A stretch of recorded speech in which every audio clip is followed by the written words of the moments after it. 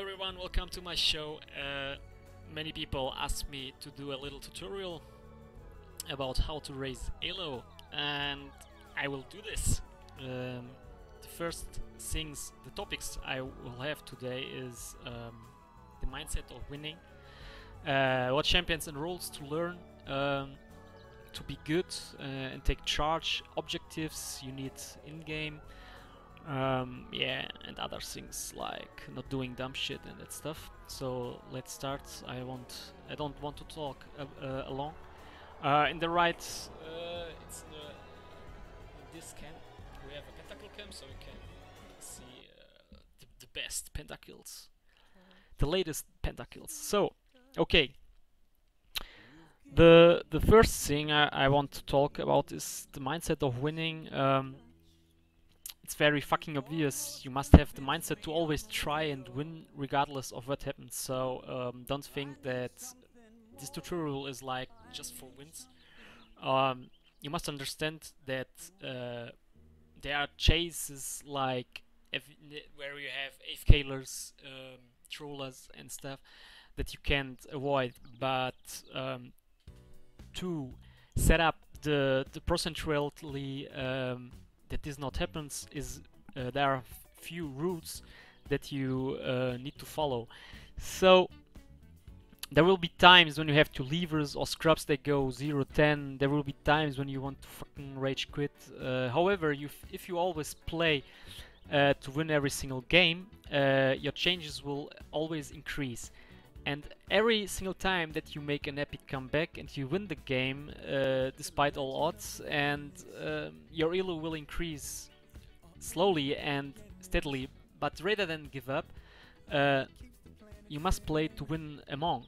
So I'm sure everyone in this game has one of those stories to tell where they have made this epic comeback against all odds. How did you make this epic comeback? So this is the question. There can be multiple reasons. Usually when you are in a 4 versus 5 situation, your opponent begins to become complacent and rule out of odds and of losing, because it's a 4 versus 5. So your enemies go like, start saying, how is it possible to lose this? In solo queue you can always win and you can always come back. So every player who plays this game knows that you have won one time a 4 versus 5 or a 3 versus 5. It's possible. So how an average low player reacts to a lever feeder or a scrapner? So the average low player does not always play to win. As soon as they see the slightest bit of a disadvantage, they either start to rage, AFK, or rage more. I'm not saying I always play to win, but I clearly don't. So, but if where I aim to rank if I go to rank 1 or have some sort of elo raising goal, I will definitely always play to win. And this is a rule that you put it in your head. So the mindset of winning is very important. The champion select is the biggest thing. Champions. There are a lot of champions. These old players that can only play. There are players that can only play one champion. So, but they play them really well. And if you go like, how I explain that? These players that can only play one champion and they still stuck at the champ. However, they suck at every champion more. So let them play that or else. And there are those players that play several champions, a jack of all trades, but a master of no one. The jack of all trades usually does decently and is very, very consistent as they play more and more. The elo will raise steadily. If they always have the mindset to get better, it will be easier for these players to learn more about champions. So how to deal with people in champion select? It's very, very important to communicate with every player in champion select, so everyone can get the champions that they desire, which will result in a winning. However, usually not everyone can be happy, and that's why if no one can be happy, the best thing is to deal with it. So there are some rules. Rule number 1: always give the one-trick pony the desired champion, or else they will feed and you have a lost at champion select. So basically, on champion select, you can see if you will winning or if you will lose. I will quickly. Is it? Yeah, it is. So rule number 2: if you ever hear mid or AFK, you should probably give them middle, unless you are confident that you can carry 4 versus 5. Most likely they will feed intentionally anyways. Rule number 3: if you want to play a role, try to call it right away as soon as you get in champion select. So yeah, just tell people the roles you can play. I recommend learning one champion in each role. At the end of the day, you want every player to be happy, and if there are already problems during the champion select, imagine the games like many people, or the community is a raging community. Everyone goes in this game and want just to rage, because I don't know if they can't rage in real life. I mean, if I want rage, I go outside and shout out or play football or sports or something else. If you want to raise elo, you must stop raging, you must stop flame. The time you need to tipping information that no one needs is losing time, is losing farm, and you don't give focus on the game, and you don't give focus on objectives. So you must train that to calm down and respect all players. Respect is the key. So I know if someone starts to rage, maybe there are 3 or 2 guys who just respect you and help you to not flame and to calm down. It's 20% if win chance if you stay calm and no flame. So we come to the next topic: what champions and roles to learn. Being the one-trick pony is not a bad thing, as long as you always play to get better. You will naturally get better at the game. There have been players that has hit rank 1 with only one champion. Back in season 1, Restrise was only able to play Akali, and he always dominated his games. The thing about champion select is that you never know who you are up against. So their chances are your main. You will get banned out. So in season 1, Akali was not a top pick, but Restrise dominated it and in the solo queues and hit top 5 with that champion. He was only able to play one champion. After that, Akali was always banned. Shu 8, he played the game for 3 months, switching from Heroes of New World. He invented solo mid Maokai and was able to reach rank 1 on the solo queue later. So these players were only able to play one champion. Or for example, Phantom Lord. Phantom Lord was the invader of the Karthus Revive teleport. Everyone knows that. And he was in the New York finals. Stay live there on show, and the enemy team banned his 2 champions. It was it Brand? No, they just banned Karthus, and the second champion he played was Brand. Yeah, they lose. They fucking lose. These players were only able to play one champion. Look at them now. As long as you play to learn, you always get better. Once you have learned the basics of laning, teamfights and objectives, you can apply the same concepts to each role and champion. Top players can play anything decently. If you truly want to raise elo, there are always 2 ways: pick, learn, and master the champions that are considered very strong or overpowered. Once they get nerfed, move on and learn the next flavors of the month. Remember, the FOTMs so will get banned most of your games. However, the games that you actually get to use them, make it count. Rule number 2 is get so good with a champion that is pretty balanced, that you always win more than you lose. Watch KDA ratio. The good thing about this is that those champions will never get banned and you can use it as your insta-win card. I'm talking about this because the next patch will be 3.8. I just read it, and they will change everything. They will change the jungle times, the respawn times, everything will change. And they also will nerf and push some champions, like nerfing Hecarim and that stuff. Because if you play since the beta or season 1 or season 2, you will see and you know that there are champions who no one touch, and there are champions who come back in every player. Like the best example is Eve. Evelyn was one champion that no one picks in season 2. Then the season 2 finals come, and everyone, I guess it was Alex Ike who chose it, and everyone starts to play it. And like the LCS now, Canon and some other champions start to playing it.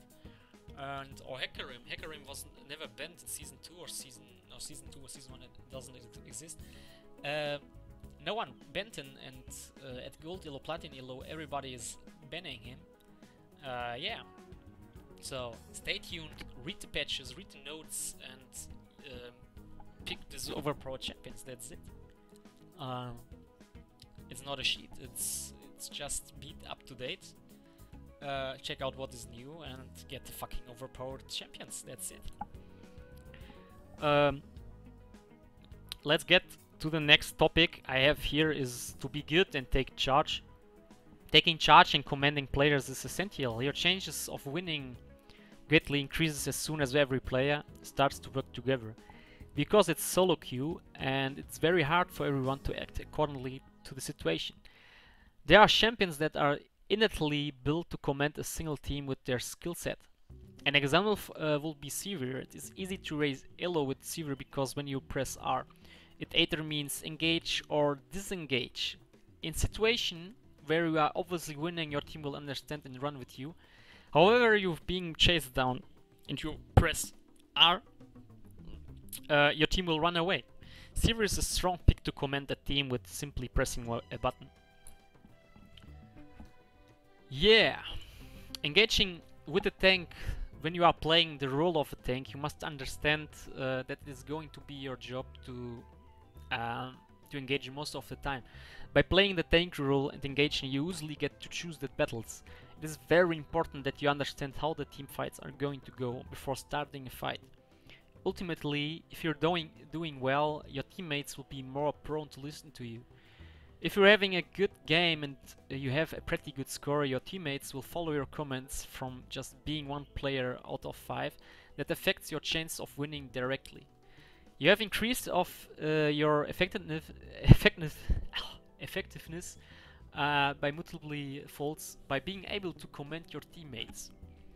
So play well and people will listen, or just ping the whole map out.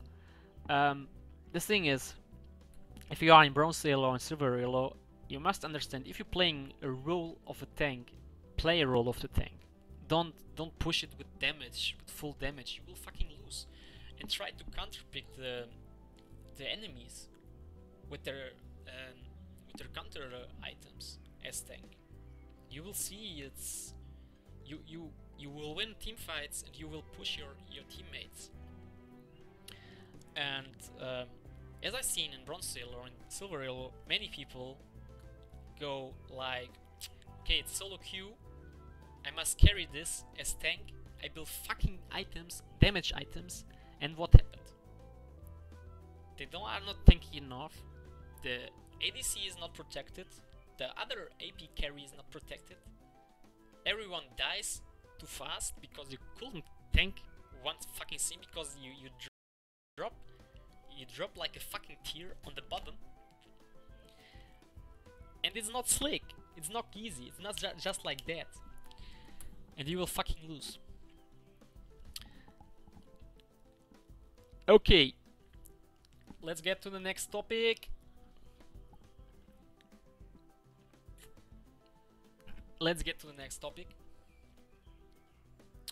It's objectives.